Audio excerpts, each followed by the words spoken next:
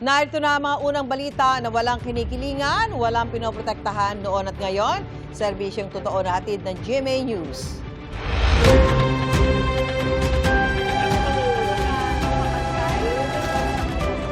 Wala na naman ho dito. Unang balita. Sinampahan ng reklamong plunder at technical malversation sa Office of the Ombudsman si Executive Secretary Ralph Recto at iba pang miyembro ng gabinete. Inihain ito ng health advocate na si Dr. Tony Leachon dahil sa illegal umunong paglilipat sa National Treasury ng 60 billion pesos na reserve funds ng PhilHealth.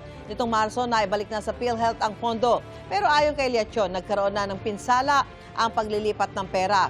Dapat daw bayaran ng Department of Finance at Department of Health ang mga utang ng PhilHealth. Tinawag naman ni Recto na nuisance at harassment ang reklamo. Anya, dati nang sinabi ng Korte Suprema na wala siyang kriminal na pananagutan kaugnay ng paglilipat ng pondo. Sabi naman ng palasyo, lahat ay may karapatang magsampa ng reklamo pero ang tanong ay kung mananalo ito. Kasi nung 60 billion, hindi nagamit siya na maraming pasyente nagka-heart attack, nagka-cancer, na-stroke, yung mga nagda-dialysis, yung mga unpaid hospital claims. There should be accountability. So, ganun na lang ba yun? Sorry nagkamali kami. 8 sa 13 majority senators ang naharap ngayon sa mga kaso, reklamo o investigasyon kaugnay sa iba't ibang issue. Kabilang sa kanila si Senador Rodante Marcoleta na inireklamo ng plunder at indirect bribery kaugnay sa 75 million pesos na donasyong tinanggap niya noong 2025. Ang sagot niya ni Marcoleta sa unang balita ni Sandra Aguinaldo. Dahil sa pagtanggap umano ng 75 milyong piso mula sa 3 donor noong January 2025, sinampa na reklamong plunder at indirect bribery si Senador Rodante Marcoleta sa Office of the Ombudsman. Batay raw ito sa mismong pag-amin niya sa investigasyon noon ng COMELEC. Humiling ang Ombudsman sa Sandigan Bayan na maglabas ng precautionary whole departure order laban kay Marcoleta. Gayon din kina dating Congressman Mike Defensor at mga negosyanteng sina Joseph Espiritu at Aristotel Viray. Sinusubukan pa naming makuha ang kanilang panig.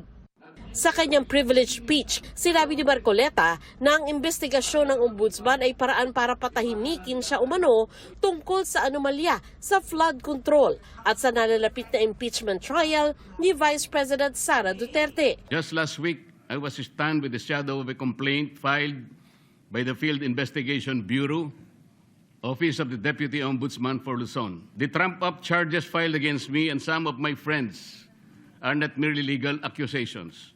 They form part of a deeper and more nefarious design to intimidate independent voices, to punish dissent, and to warn every senator that the price of asking hard questions could lead to personal damnation.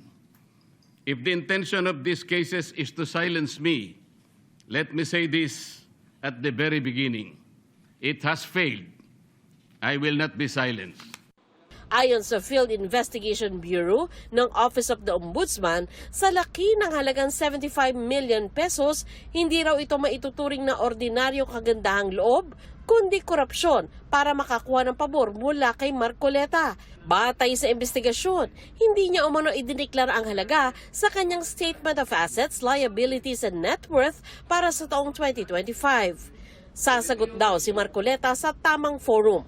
Nagpasaring din siya sa Ombudsman.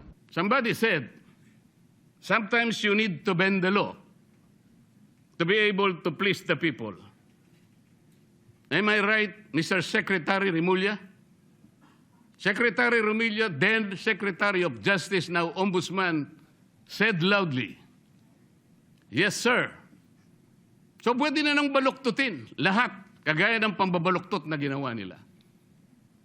Pero sinasabi ko, Madam President, they can imprison me, they can arrest me, but I tell them, they still will not win. Itaga nila yon sa bato. Kasama si Marcoleta, 8 sa 13 majority senators ang naharap ngayon sa mga kaso, reklamo o kaya'y investigasyon. Sina Senador Bato de la Rosa at Bongo, kapwa tinukoy na co-perpetrators sa kaso ni dating Pangulong Rodrigo Duterte sa International Criminal Court. Si Senador Chis Escudero naharap sa preliminary investigation para sa kasong plunder sa Office of the Ombudsman. Inirekomenda naman ng Department of Justice na sampahan ng plunder at graft charges si Senador Jinggoy Estrada. Nire-review naman ng Sandigang Bayan ang rekomendasyon ng DOJ na sampahan ng kasong katiwalian si Senador Joel Villanueva. Iniugnay ang tatlo sa issue ng flood control projects. Ang magkapatid na si Senador Mark at Camille Villar, kasama naman sa iniimbestigahan ng Department of Justice kaugnay sa umano'y market manipulation, insider trading at iba pa dahil sa ilang negosyo ng kanilang pamilya. Sa gitna ng isyu ngayon sa Senado, binigyang diin ni Senate President Alan Peter Cayetano na solid ang mayorya. Solid din daw ang 11 miyembro ng minorya ayon kay Senador Risa Ontiveros. Status quo pa rin.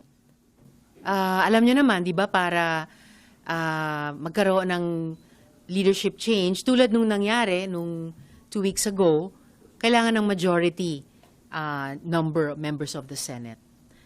So, solid pa rin kaming 11 sa minority. Sa ngayon, wala pa pong naidaragdag, kaya kami sa minority ay nakatutok talaga dun sa, panunumbalik ng pagtingin ng ating mga kababayan sa atin, sa Senado, at pagpapatuloy ng mga trabaho namin. Isa sa maugong na pangalan na gusto raw ng minorya na maging Senate President kung sakali ay si Senador Win Gatchalian. Kung maging Senate President si Senator Sherwin, that would be good for the Senate. Magka-batch kami, napakaseryosong legislator. Isa siya na pinahalagahan talaga yung dignidad at yung reputasyon ng Senado. Ito ang unang balita. Sandra Aguinaldo, GMA News. Ipinaliwanag ng Korte Suprema kung bakit ibinasura nito ang hiling ni Senador Ronald Bato de la Rosa na temporary restraining order sa arrest warrant ng International Criminal Court. Ayon sa Korte Suprema, more imagined than real o masasabing nasa imahinasyon lang ang sinasabi ni de la Rosa na may panghihimasok sa kanyang mga karapatan. Patunay raw dito ang pagsasailalim sa kanya sa protective custody ng Senado at ang pahayag ni Pangulong Bongbong Marcos noong May 13 na hindi niya iniutos ang pagdakip kay de la Rosa.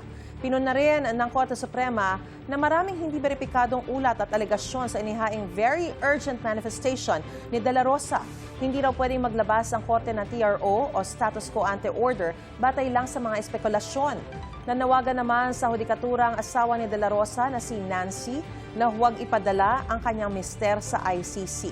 Kung isusuko ang senador sa ICC, tila pag-amin daw ito na mahina at hindi kaya ng mga korte sa bansa na litisin ang mga kaso rito. Nauna sinabi ng Office of the Solicitor General na nagsisilbing abogado ng gobyerno na wala ng legal na hadlang para ipatupad ang ICC arrest warrant. Sabi naman ng Korte Suprema, hindi pa kasama sa resolusyon ang pasya sa main petition for certiorari and prohibition na inihain ni de la Rosa, gayon din ni dating Pangulong Rodrigo Duterte. Yan din ang sinabi ng kampo ni de la Rosa. Provisional remedy lang ang dideny. Wala pong ruling na pwede nang i-implementa ang warrant. Pinangungunahan nila yung Korte Suprema na wala pang ang decision on the merits of the case. Iniutos ni Pangulong Bongbong Marcos na dapat fully operational na sa Hulyo ang Sunog-Apog Pumping Station sa Tondo, Maynila.